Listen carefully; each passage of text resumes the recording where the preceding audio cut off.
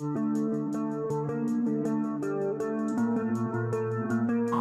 bien aujourd'hui, changement des plaquettes de frein avant sur ma Sandero 3.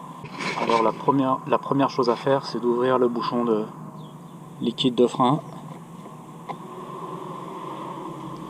Donc première chose, il faut desserrer les boulons. Pour les desserrer, il faut toujours que la roue soit posée sur le sol. Avec une clé en croix et une barre, c'est tout simple. Et quand la roue est bloquée, il faut donner des grands coups de pied ici, parce que ça a tendance à souder à ce niveau-là. Là, elle n'était pas soudée. Ensuite, on met toujours ça pour la sécurité.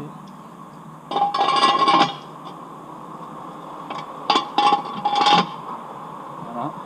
Ensuite, avec une douille E12, c'est une femelle Torx, on vient dévisser ces deux-là.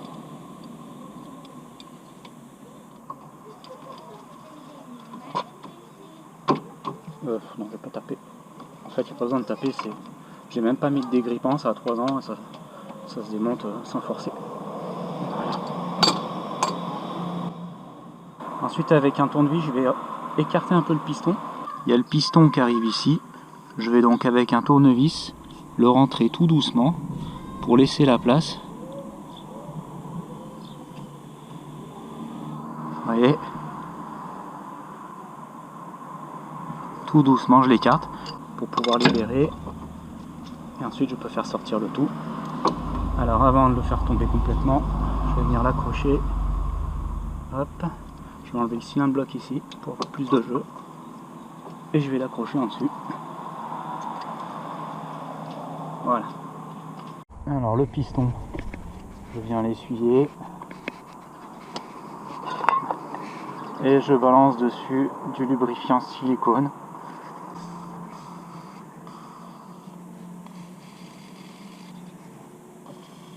Voilà, ça permet de bien lubrifier le joint pour éviter qu'il sèche. Ensuite, je prends un petit serre-joint et je vais venir faire rentrer le piston.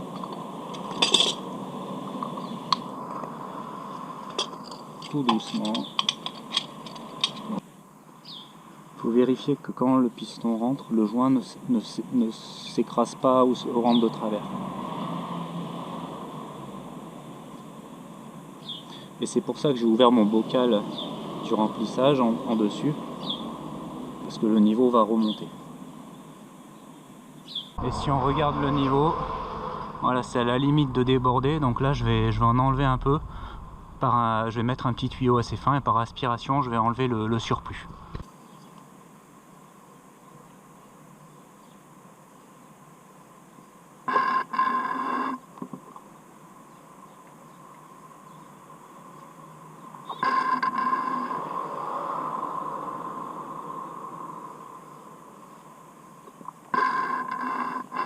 Voilà. Et je vais pouvoir continuer à enfoncer le joint, le piston. Je vais pouvoir enlever les plaquettes.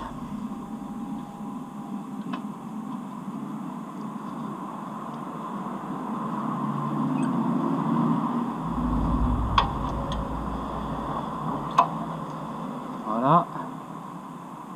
Donc là il y a des petits trucs. On va voir comment c'est. Donc les plaquettes, je les ai pris sur Oscaro. Ça vaut 20-25 €, hein, c'est pas très cher. Il faut bien faire attention de ne pas toucher la face ici avec le liquide de frein, sinon les plaquettes sont mortes. Donc il faut que je remette le clips dans le même sens, c'est-à-dire que je passe par dessous comme ça. Voilà, l'objectif c'est d'avoir la même chose. Donc je fais ça de l'autre côté. Les clips sont fournis avec. Avec les gants c'est un peu merdique.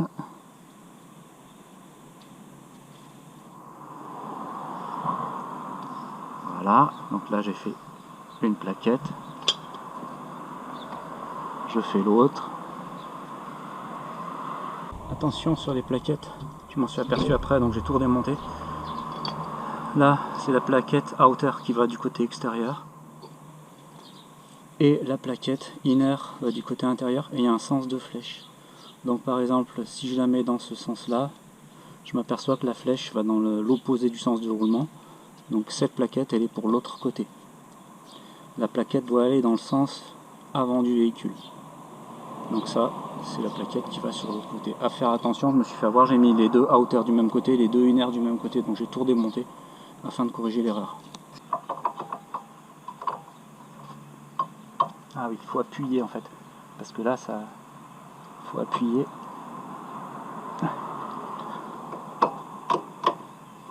Et voilà. Tac.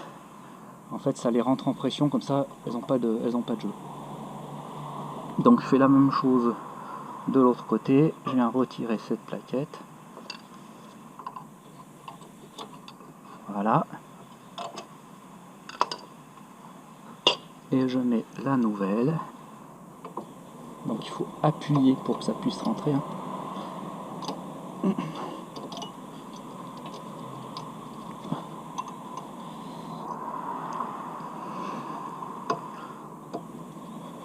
Allez, vas-y, rentre un petit peu là. Elle veut pas.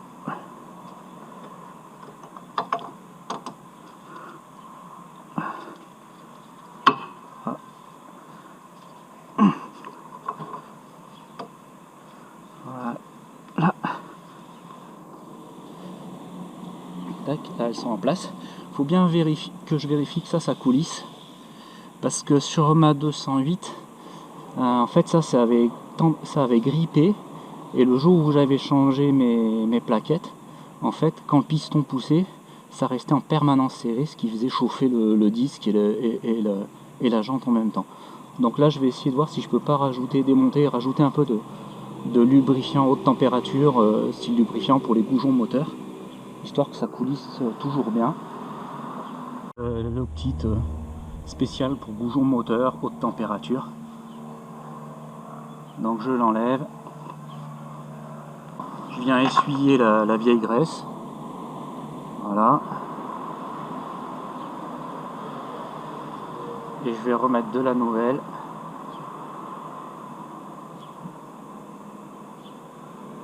Je graisse généreusement.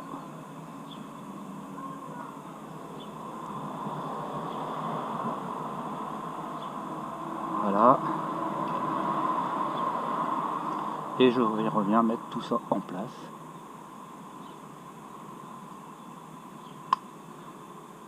Et là, on voit que ça coulisse super facilement. Voilà, c'est même plus souple, un poil plus souple que l'autre côté, mais c'était bien graissé encore. Donc là, je viens faire la même chose. Je l'enlève. Donc à présent, je vais pouvoir revenir mettre l'étrier.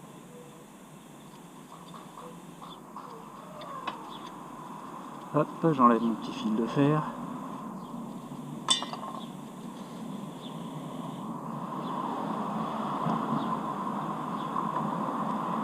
Ah oui, donc ça il va falloir que je les rentre.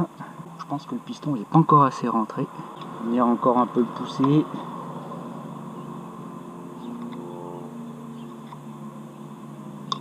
Voilà. Histoire que ça rentre. Voilà, là ça rentre parfaitement. C'est parfaitement en place, c'est super. Donc je peux revenir mettre mes petites vis. Je trouve le trou, voilà, parfait. Et à nouveau la petite vis.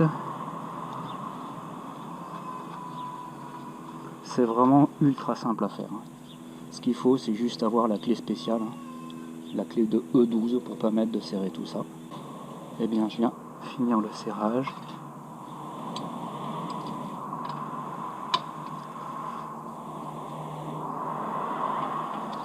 Ça sert à rien de serrer comme un malade, ça va pas s'envoler. Tac. Dernier petit coup de serrage pour ajuster. Hop. Et voilà. je remets bien en joint en place. Le cylindre bloque et c'est terminé. De démarrer, on appuie plusieurs fois sur les freins parce que si on oublie de pomper, on a 0 frein en partant. Donc pareil, là je vais aller tester mes freins tout doucement. Dès que je roule les premiers mètres, j'appuie pour vérifier que tout est en place.